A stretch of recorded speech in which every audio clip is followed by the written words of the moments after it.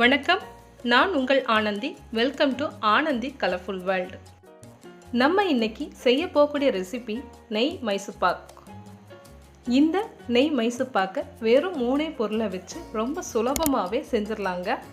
நெய் மைசூர் பாக் செய்கிறத பார்க்குறதுக்கு முன்னாடி எங்கள் சேனலை சப்ஸ்கிரைப் பண்ணாதவங்க சப்ஸ்கிரைப் பண்ணிடுங்க. மறக்காமல் பெல் ஐக்கானையும் ப்ரெஸ் பண்ணிடுங்க.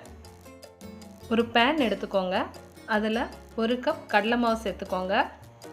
கடலை மாவை 5 நிமிஷம் குறைவான தீயில வச்சு நல்லா வறுத்து எடுத்துக்கோங்க.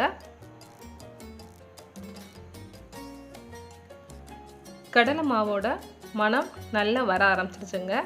இப்போது அடுப்பை அணைச்சிடலாம். வேறொரு பவுலில் மாற்றி வச்சுருங்க. வறுத்த கடலை மாவு கூட உருக்குன நெய் 1 கப் சேர்த்துக்கோங்க. நல்லா கலந்து விட்டுடலாம். 1 கப் கடலை மாவு எடுத்தீங்கன்னா 2 கப் நெய்யிலிருந்து 3 கப் நெய் வரைக்கும் தேவைப்படுங்க. 1 கப் கடலை மாவு கூட 1 கப் நெய் சேர்த்ததுக்கப்புறமா அதோட கன்சிஸ்டன்சி இந்த மாதிரி இருக்குங்க.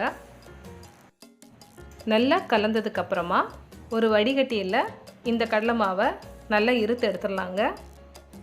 மைசூர் பாக் செய்கிறதுக்கு கடலை மாவில் எந்த ஒரு கட்டியுமே இருக்கக்கூடாதுங்க. அதனால தான் இந்த மாதிரி வடிகட்டி எடுக்கிறோம். மாவு ரெடி ஆகிடுச்சுங்க. சுகரை பாகு காய்ச்சிடலாங்க. அதுக்கு ஒரு கடாய் எடுத்துக்கோங்க. சுகர் 1.5 கப் சேர்த்துக்கோங்க. சுகர் மூழ்கிற வரைக்கும் தண்ணி சேர்த்துக்கலாம். சுகர் எல்லாம் நல்லா கரைஞ்சதுக்கப்புறமா ஒரு கம்பி பதம் மட்டும் வந்தால் போதுங்க.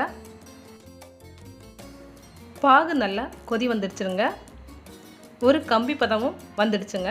இப்போது கொஞ்சம் கொஞ்சமாக ஏற்கனவே கலந்து வச்ச கடலை மாவை சேர்த்துடலாங்க.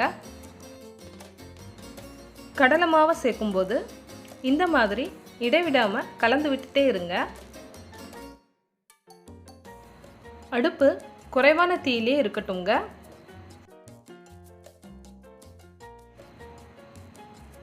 நல்லா பபிள்ஸ் வர ஆரம்பிச்சிருச்சுங்க.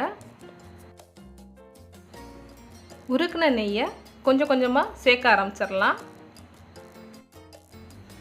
நல்லா கலந்து விட்டுக்கிட்டே இருங்க.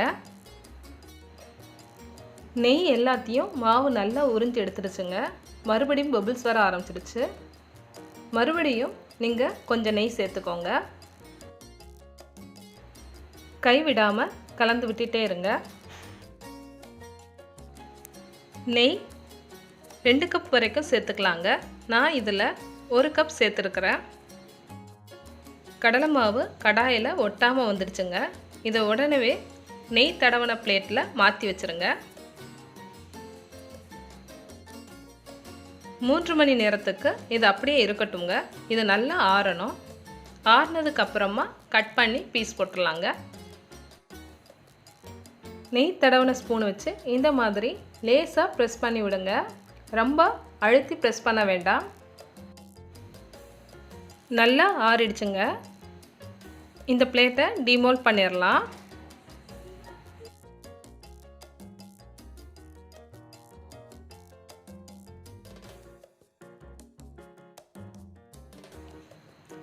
மைசூர் பாக் சூப்பராக ரெடி ஆகிடுச்சுங்க. இதை உங்களுக்கு பிடித்தமான ஷேப்பில் கட் பண்ணி எடுத்துக்கோங்க. சாஃப்டான நெய் மைசூர் பாக் சூப்பராக ரெடி ஆகிடுச்சுங்க. இப்போ ஒன்று எடுத்து உடைச்சி பார்ப்போம்.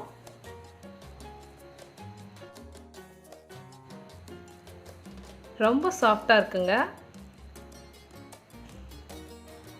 உங்களுக்கு இந்த வீடியோ பிடிச்சிருந்ததுன்னா லைக் பண்ணுங்கள், ஷேர் பண்ணுங்கள், சப்ஸ்கிரைப் பண்ணுங்கள். மறக்காமல் பெல் ஐக்கானை ப்ரெஸ் பண்ணுங்கள். தேங்க்யூ. கீப் வாட்சிங்.